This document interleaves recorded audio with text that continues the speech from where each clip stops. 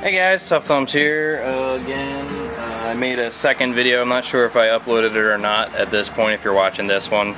If I did, just know guys, it was coming from a good place. Yeah. Anyway, so this one I'm going to show you some switches. Most of them are heading out today. And it's my most current work, and I'm very proud of it. And there's a lot of different flavors here. So, first up is, let me see here. Okay, this one. Alright. So this one is a nice plain stone wash. Nice and bevel around the edges. A floating backspacer. Titanium. Clip. Started doing all my clips with the screws coming from the inside out. Just a cleaner look altogether, and it's just as simple to do as the other way. This one is, everything's perfectly centered. It's a nice drop point, kind of like a, what do you call that? Not a spear point, but a dagger shape type of grind. I don't know. It's basically got a pretty nice wedge on it, and a nice drop point with a thicker tip, like I always do, but now they're a lot sharper than they used to be. Let me see if I can cut paper on camera. I mean, I don't know, it's been a while, so nope, I can't do it still. Jesus. I swear to God, guys, it's just not possible. No, that's fine. I know, it's just,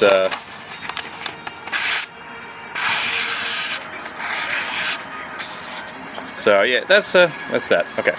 So yeah, they're very sharp. They're very sharp, very proud of them. They shave very nicely if you're into that sort of thing.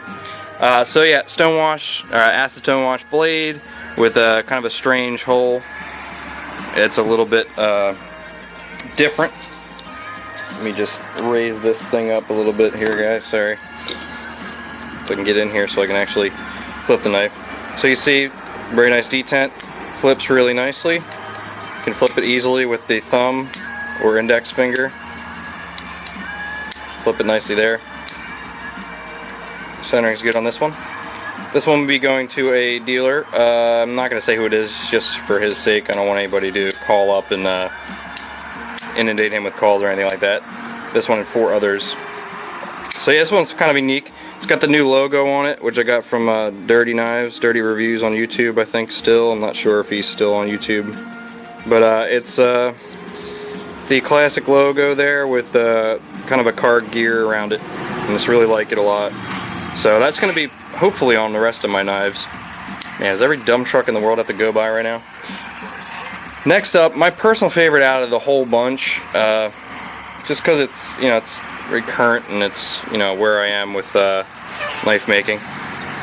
This one has KOI wood. I wish this truck would go away, it's very loud.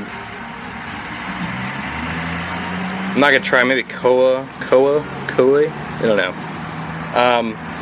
But anyway, this one's like your more sleek gentleman carry switch. It's a little bit slimmer all around.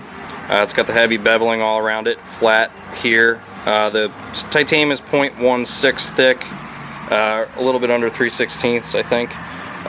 The wood inlays are kind of interesting. I never really thought to do this before. I just tried it out and it worked really nicely. And I was really happy with the results. They're textured nicely. It's kind of polished too. Sandblasted scales, very clean. Nice little pivot screw there, pivot collar. Not on this side though, just regular on this side. On this side you got the one pin and the pocket clip screw. This one has a lanyard hole. This bottom screw goes all the way through to the other side. I don't really ever do lanyard holes. This is probably one of the only ones with it. Nice little hole pattern here on the spine. Nice little jimping here and a little recessed area for the flipper. This one's very nice. It's a nice Tonto blade. Old school logo there. Very sharp. It's got a nice accent piece there, little mill line. Just very clean. Nice big tip there, Bob Blum style. Nice and mirror polished. Super sharp. This dump truck, I kid you guys not, has drove by my house 6 times now. He's trying to get my attention. It's just really smooth. Some of these have break-in time, but that's simply just, you know, so it goes from like being super smooth to just falling down under its own weight, which I don't find to be very important. I find that to be a little bit dangerous. I prefer when the knife does slow down a bit right here, or when it just drops completely. It scares me a little bit. I've cut myself before, and I know the rest of you probably have as well, but very comfortable, just nice overall. Let me see if I get a ruler here so I can give you guys the exact sizes. I never have a ruler when I need one. There's a tape measure, that works. Tape measures do the same thing, right? Alright, so this one is about 3.5. Overall, it's about 8.5. So it's a basic size for most of the switches. Moving on. So next up, this one is special. This one's also going to a dealer as well. This is the same dealer for these, the last two and the next one and this one. Now this one was a unofficial, not collaboration, I wouldn't even call it. It's I don't even know, a style done with the knife maker's blessing. Basically, I called John Graham, really awesome guy, one of my favorite makers ever. I've been following his work for a very long time, and he was just like, go ahead and try my razzle tip, you know, and I was like, well, hell yeah, man, that's awesome. And he's like, yeah, do whatever you want, man, I want to see it. And he really liked it, I really liked it. It was my first attempt. It's super sharp. The tip there is that chisel, sharpened chisel tip there, and that kind of a sheep's foot blade with a harpoon on it, polished flats. Nice, comfortable ergonomic handle. Very comfortable. Nice little contoured clip there. Backspacer kind of brings itself up a little bit. It's kind of interesting. Nice perfect lock. I love that lockup. If you guys see like a lockup right here, it's not like the most perfect thing in the world like that. I mean, you can have failures like that. It's a little bit more dangerous. This is a more confident lock for me. And I know it's kind of a myth to have an early lock being an important thing. I mean, if it's all the way over, that's not good. But, you know, if it's, you know, so the whole sharpened area is dug in there deeply, so you're not gonna. But you keep your finger away. I had my finger near it like this or something, and I opened it, and it just sliced right through my finger, and I was like, oh shit. So this one, if anybody's interested in this one, the deten's not hard. It's just where, like, if you try to press it like right here, and you have your finger pushing on the detent there, it's gonna be hard to open. But I mean, I kid you not, like if you just open it normally, it's extremely easy. It's more of a downward motion. This one just has this detent. It's just, I think it's perfect. It's not hard for me to open. My wife can open it, so you know, that's like the ultimate test there. I just did it with my pinky, simple. So yeah, just know that if you get this knife, it's just, you know, just flip it a few times, get used to where you're supposed to push on it, and it's extremely easy to push. It's just very snappy, and I love this one a lot. It's a really good utility type of knife. Defense, or I don't even know. I don't give a shit about. You know, just you use it for daily stuff. All right, next up, this is the last one. This one was, oh, what a asshole this knife was. This one, you guys may have seen the Instagram post with the broken blade. I basically did this copper inlay. I press fitted in, and I press fitted into the blade as well. And over time, I was just sitting there, and I was sitting there like just closed right here. And I just hear this like weird ass ting pop noise, and I look over and it cracked. And I guess it was too much pressure on the top there, and maybe the heat treat or something. I don't know. Because you know, when I'm grinding, I make sure to quench the edge there so it doesn't get too hot. But at the top and shaping stuff, I don't really care so much. So it may have weakened the steel or something like that in between there, which is strange because it was like an 1/8 inch thick there, so it's kind of surprising. But now you got like more of a sleek. I replaced the blade completely. You got just these nice fuller line here on one side, which you can easily open the knife with, which is kind of a nice option. Nice contouring, just plain, really aggressive stonewash on it. Nice and center. This one's got great action. They got the new logo, very pronounced there. Nice, kind of similar to Leon Ma Ace a little bit with the shape of the blade. May have just come out, but that was all I could do basically to save this. The handles, so the handles are from the older one. The blade is new, so. This one is, I mean, it just works so nice. It's very comfortable. Super comfy. So, yep. So that's switch. So those four will be going to a dealer. I'm not going to mention the name yet.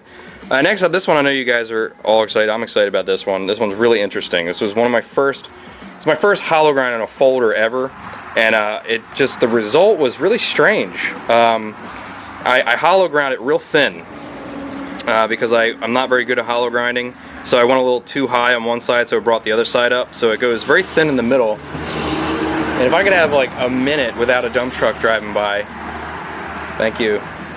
But when you open this thing, there's amazing noise it makes, and it's nothing to do with the clip or anything like that. It's just the steel hitting the stop pin resonates throughout this real thin grind. It's kind of like it's a good way to grind a hollow grind for, like, you know, I've seen a lot of bushcraft guys like it, where it thins out and then fans out a little bit, so it's thicker around the bevel. So the more you sharpen it, the sharper and sharper it'll get over time. Plus the blade weighs nothing. And this thing is insanely smooth. I mean, it's very easy to open with your middle finger, which my preferred method. You can do it with your thumb as well. This is a non-flipper, which you'll be seeing a lot more of these non-flippers. I like them a lot. It's good to have the option. Gives me some other shapes and sizes to play with. But this one's rocking the new logo, just nicely embossed in there. It's a lot more pronounced when you see it in person.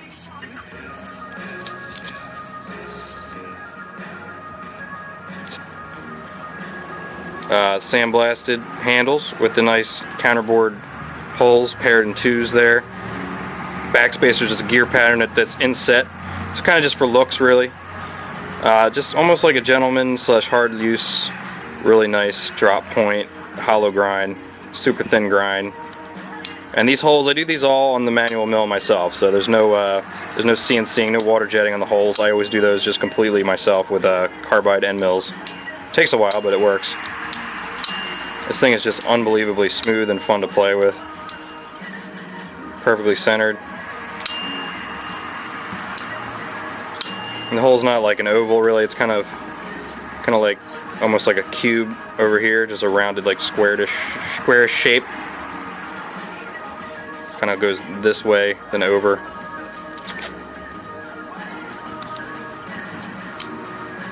Lockup in this guy is nice and early for you stingy collectors.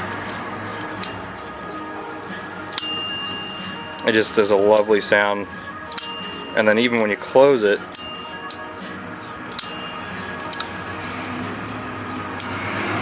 makes a nice noise too.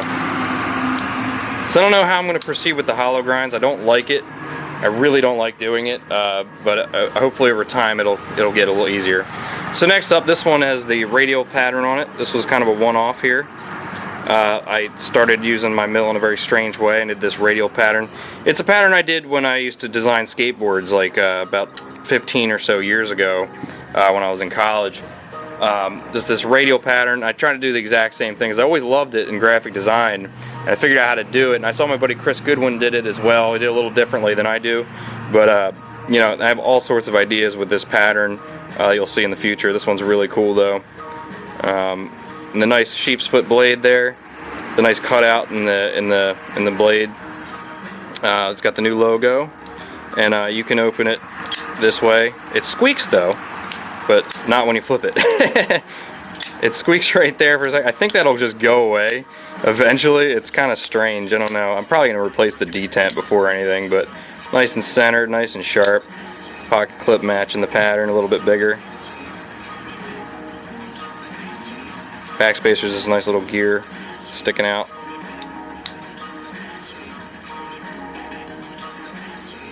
Centering's nice and perfect on that one. It's a really cool knife. I like this one a lot. And there's 3 left here. So this one is the Switch Cliff, or War Switch. This is the first Warncliffe switch, redesigned the whole thing. It all comes from the same parts. It's a 1/4-inch pivot on this guy, heavily modified, nice chamfering around it. It's got a nice angle all around on the back here. Just kind of meets up to a very big backspacer that runs like more than halfway up the spine of the blade. Nice centering on this guy. Nice profile. Again, you can open it with your thumb, index finger, flips like a dream. Just love this one. Rocking the new logo.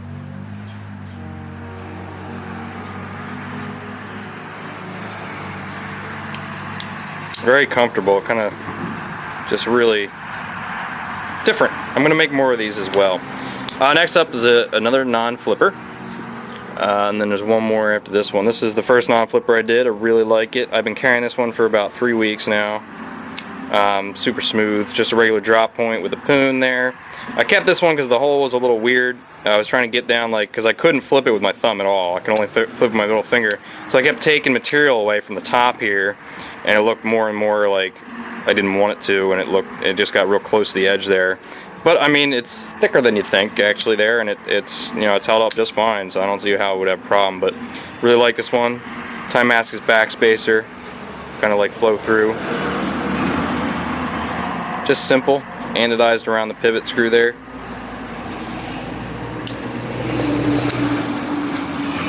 And yep, nice profile on the non-flipper. I'm surprised, I didn't know if it would. It looked weird on the Tanix, I thought, but. And finally, this one I'm just redoing. This one here. This is one of the black switches. It's got this powder coat on it, which holds up pretty damn well, guys. I mean, would if I ever do these powder coat ones, like I'm gonna say, like basically anytime any problems come up with the finish, which it doesn't really. It may around like edges. So I'm working on making sure these edges are like beveled before they get heat treated or powder coated. But around the corners, I figured that was probably a problem with any coating, so I polished up the corners and anodized them. You guys seen the blue one before. This one's actually getting refixed or redone. I polished the flats on this guy to get that nice contrast of black and satin. This one's just in the works. This is the black and gold one. But also it's the Persian shape, so this is the idea you get with the Persian shape switch. So yeah, these are all options when you get them. If you're on books, if there is none right now, but if you're on my books for Tanix, this is what you get pretty much. So yeah, guys, I hope you enjoyed this video. So these are my switches. I appreciate the interest. I don't have any available. I'm going to be doing a lot more with dealers. Blade HQ as well. I owe them 11 knives, so they will be getting them soon after this collaboration I have coming up this week. Very excited about the collaboration. I can't wait to show you guys. But I can't talk about it really until they're done. It's pretty epic. It's a huge goal of mine met, and I'm very happy about it. So, guys, so you can call me. I don't have anything available right now. Instagram, I'll be updating every day when I put up a new knife, if I can every day. And yeah, I read all the comments on there, every single one of them. I try to respond to some. If it's a dumb question, I just kind of avoid it. So, yep. Alright guys, thanks for watching. Peace.